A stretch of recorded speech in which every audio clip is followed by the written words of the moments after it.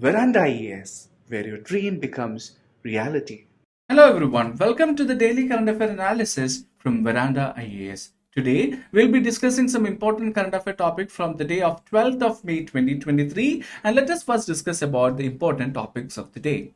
Topics are Governor's decision to call floor test wrong, set Supreme Court, GST invoicing to include smaller firms from August 1, the problem with India's multi-alignment stand, which is an editorial analysis celebrating the victory of good over evil, about the Cham Lama Performance, which we have taken from the picture of the week in the Hindu. Let us proceed towards the first topic. Governor's decision to call floor test wrong, said Supreme Court. So let us see about the context. Supreme Court has observed that the governor would undermine or the ethos of the democracy if they use the powers of their constitutional office to call for a trust vote, citing some kind of a rift within a particular political party or a ruling political party. And the court said that the governor cannot enter into any area by which his action would result in the fall of a government. That is deliberately or with the implications of the action taken by the government, it should not fasten or facilitate the process of the fall of the government.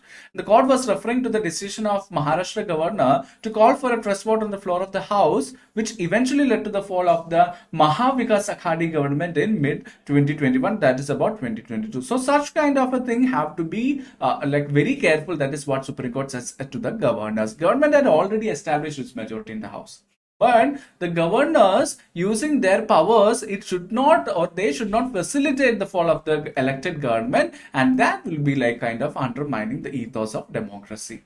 So this is the overall context. Now let us discuss about what is a trust vote. So here, a trust vote or floor test or confidence motion is a constitutional mechanism that is used to determine if the ruling government enjoys the support of the legislature. It is a kind of a test. And also, it helps the elected representative to determine if the cabinet or the council of ministers enjoys certain confidence of the House. So we can call that as a political accountability. So whether the political accountability is there with respect to the corresponding council of ministers who are ruling right now. So such kind of a trust can be done by trust tests can be done by the trust vote. So here, under this topic of trust vote, you should clearly understand that there is no clear mention of the term called as no confidence motion or the floor test in the constitution. There is no direct mentioning as just like budget. There is no direct mentioning of the term budget in the constitution, but it is adopted as a constitutional mechanism for our operations of institutions. Similarly, Article 75 and 164, they mentions that all the executives are collectively responsible to their respective legislatures. That is, executives are responsible to the accountable to the legislature. So we are learning that. So such kind of things are being mentioned in the constitution, but there is no specific terms or a test have been prescribed in the constitution as such. A trust vote can only be held in the lower house of the Vidhan Sabha. This is also a very important point because such kind of statements are seen in prelims for confusing us. So you should understand that a trust vote can only be held in the lower house of the Vidhan Sabha, not in the upper house. The gap between two trust votes should be also must be between 6 months. That is, once a trust vote have happened in that same house, the trust vote can happen only after 6 months. So what are the implications of the result of this trust vote? If the council of ministers fails to prove their majority, the chief minister has to resign and that particular cabinet or the government will fall down. So similarly, let us see some of the important Supreme Court rulings on trust vote or the governor's rule. First of all, let us see about the 2018 Shivraj Chauhan versus Speaker case. So the governor can ask for a floor test or if or she clearly believes based on certain facts that the government no longer enjoys the confidence of the legislature. Not only that, the governor in any way, they shall not favor any party when it comes to the timing of the trust vote. And also, governor can go ahead with the trust vote even if the disqualification cases of rebel MLAs is pending before the Speaker of the House, and he should not wait for, he does not have to wait for the Speaker's decision also. Okay, that you will be learning more about defections when you learn about defections. Then the decision of the governor having relevant and suitable material to summon a floor test is up for judicial scrutiny. Here also you can see the independence of judiciary is maintained. The judicial review or judicial scrutiny is being provided for the decision of the governor, whether it is based on relevant and suitable material also. Okay, then in the 1994 SR Bombay case, the court had ruled that the refusal of the chief minister to undergo the floor test is considered as a government losing the faith of the legislation. So these are very important court rulings with which a different evolution of this trust vote or the confidence motion have happened. That is why we are seeing it, especially when it comes to mains answer writings. You can use or quote this kind of cases for elucidating your answer. Then Pratap Gowda Patel versus State of Karnataka case in 2019, where the court ruled that rebel MLAs have the right to skip the floor test voting process in the House.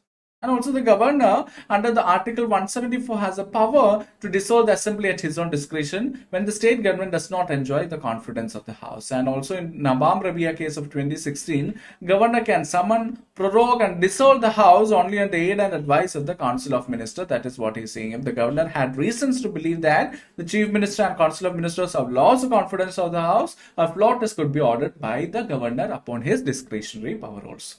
Moving on to the next topic, GST invoicing to include smaller firms from August 1. So, the news is that Centre has made it mandatory for all businesses with an annual turnover of 5 crores to use e-invoices from August 1 itself. So, the Central Board of Indirect Taxes and Customs, called a CBIC, notified the reduction from the current 10 crore level stipulated for the e-invoicing late Wednesday, and it have been changed to a threshold of 5 CR of annual turnover. Then it also rolled out an automated return scrutiny model for the GST returns. When you learn about GST in detail, you will be learning about the GST returns. And here the CBIC have come up with an automated system for the return scrutiny of the model, how they have to check with respect to the taxation system. Then here you need to identify or study static wise about the kind of a different organization which regulates it, that is Central Board of Indirect Taxes and Customs, which is called as CBIC. So you should understand that it is under the Department of Revenue, Ministry of Finance. The earlier Central Board of Excise and Customs, called as CBEC, this was renamed as the Central Board of Indirect Taxes and Customs in 2018 after the rollout of the GST. And also deals with the task of formulation of policy concerning levy and collection of customs, central excise duties, central goods and services, and also IGSTs. Similarly, in this aspect, we can also learn about Central Board of Direct Taxes, called as CBDT. So this provides inputs for policy and planning of direct taxes in India, and is also responsible for administration of direct tax laws through the Income Tax Department or the IT department. And also direct taxes include income tax, corporation tax, etc. Please do have a note of it. Let us proceed further to the editorial analysis. The problem with India's multi-alignment stand. India has increasingly used various symbolic instruments of power to enhance its soft power appeal. That is what the author says. And also he says, Prime Minister Narendra Modi projects India as mother of democracies and is a global force to enhance global peace. But he pinpoints certain limitations, that India lacks certain hard power, as we were not able to completely stop the Ukraine war. And also he's saying that multi-alignment may not be sufficient enough for India to play a role as a mediator between the Russia and Ukraine, which was the biggest geopolitical issue over the last 1 year. Now let us discuss about what is India's new multi-alignment approach. So this is how you are going to connect with one particular news into the UPSC syllabus and understanding and studying in depth about the statistics that we need for the examination. What is multi-alignment? It is a series of parallel relationships that strengthen the multilateral partnerships and seeks a common approach among the grouping towards security, economic equity, and elimination of existential dangers like terrorism. That means we will not be having any particular bias or inclination towards any power centers, but rather we will be having a kind of a multilateral partnership, a kind of a non-alignment. So you all know that we all, like from the year of independence itself, we have actually went behind now, or the non-alignment movement. So similarly, multi-alignment is what we are focusing. We are joining different international or supranational organization like that of INSTC, International International North-South Transit Corridor, BRICS, then National Development Bank, SCO, GTO, G20, and also Quad. So such kind of all the international organizations has the presence of India. So this clearly is a clear-cut example of a multi-alignment with different regional as well as economic organization. Then contemporary challenges for India's foreign policy. Let us have a small analysis. One is growing Russia-China axis. So we can see that sanctions imposed on Russia by the West has pushed itself closer to China. So Russia is receiving a lot of sanctions from the Western countries. So Russia is moving towards the nearest highest developed potential country, that is the China. And also we can see that self-imposed isolation of India. We can see that India remains isolated from the supranational bodies like that of the SAARC groupings. And also we can see that India opted out of the Regional Comprehensive Economic Partnership, or the RCEP. Not only that, next important point is a weakening ties with the neighbor. For example, the China's is always having, you might have learned, the China is always having a strategic diplomatic initiative like that of the checkbook diplomacy that China is proposing with Sri Lanka and Pakistan. Then we are having issues with Bangladesh on National Register of Citizens, or the so-called NRC. We are having issues with Nepal with respect to the border dispute. So all these kind of things are weakening our ties with the neighbors. So you should clearly have some kind of a way forward as civil service aspirants to find a solution for this. One is strengthening ties with the neighbors such as Bangladesh, Myanmar and Sri Lanka. It extends more diplomatic policies like vaccine diplomacy under its neighborhood first policy with neighbor. Then thinking beyond geopolitical, that is, rather than thinking about the geopolitical aspect, we should address issues such as transboundary digital giants, big data management, trade issues and also disaster relief. Then a G20, we have got that, we have a presidency of the G20 2023. It is a chance for us to weave geoeconomic themes with the geopolitical interests. So you should clearly understand that even though the multi-alignment approach has certain limitations, a multi-alignment approach preserving certain prominent values and ethos of non-alignment, it is really good for India's interests as well as advancing towards Vasudhaiva Kudumbakam. Okay, yes.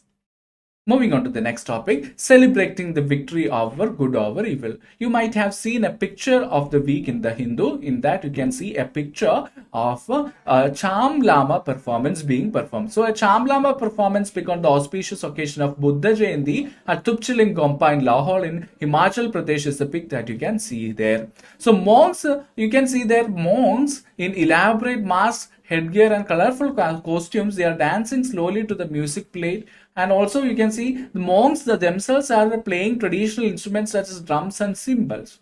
And also it is believed to be performed to exorcise evil spirit, that is to remove evil spirits and also demons. Now let us discuss more about this particular dance. So this dance is being originated along with the Buddhism, with the Yogacara school of Buddhism, which was founded in Kashmir in 4th century by Asanga and Vasubandhu. It then developed into the sophisticated Vajrayana Buddhism, which is very, very popular even now in the Tibetan area, which incorporated the Chama dance as such. Then from Ladakh to Mongolia, the Cham is the deepest meditation of the Lamas. So even though they are dancing, it is being considered as the deepest form of meditative stage that they are entering. The purpose of this meditation is for the Lama or the priest to be able to free himself from all the worldly kind of bindings or from his own ephemeral personality. So this was started in the 8th century by Padmasambhava, who introduced the Tantric Buddhism to the Tibet. Rather than from the Hinduism, this kind of a Tantricism is being introduced to the Buddhism in the Vajrayana sect is by the man called as Padmasambhava. It is to subjugate the local demons that were obstructing the building of the first monastery in Tibet, that is in Samye. And also it is an elaborate mask and costume dance as we have seen in the images, and also it is considered as an act of cleansing evil forces. It is unique to Tibetan Buddhism and it is also an important cultural tradition. So with respect to UPSC syllabus, it is very, very important to link it with respect to art and culture and learn also with respect to ancient India when it comes to the learning of Buddhism and the evolution of Buddhism like that of the Vajrayana Buddhism. Moving on to the question of the day. The Cham Lama dance, a vibrant and intricate ritualistic dance, holds deep cultural significance in the region it originated from. Consider the following statements regarding the Cham Lama dance. First statement, the Cham Lama dance is primarily performed in the monasteries of Bhutan. Statement 2. The dance portrays various deities and enlightened beings from the Tibetan Buddhism. Select the correct options. Both statement 1 and 2 are correct. Statement 1 is correct, but statement 2 is incorrect. Statement 1 is incorrect. Statement 2 is correct. Both statements 1 and 2 are correct. Let us analyze the statements. Statement 1 is saying that it is primarily performed in the monasteries of Bhutan. No, we have seen in the image itself that it is being performed even in India also. So it is not a kind of a thing that is performed in Bhutan, even though we can say that it is majority or Tibetan or the Vajrayana kind of Buddhism is more focused on the Tibetan areas also. Then second statement is correct. They are saying the dance portrays various deities and their enlightened beings that is there in the Tibetan Vajrayana Tantric Buddhism. So the correct answer to this question is option C. Statement 1 is incorrect, but statement 2 is correct. Okay, so I hope today's topic was really helpful for you and you were able to get a lot of insights with respect to it. So please do comment below your insights as well as your suggestions also. We will be really happy to improvise ourselves on. Unless and until we meet next time, this is Prince J signing off. Thank you.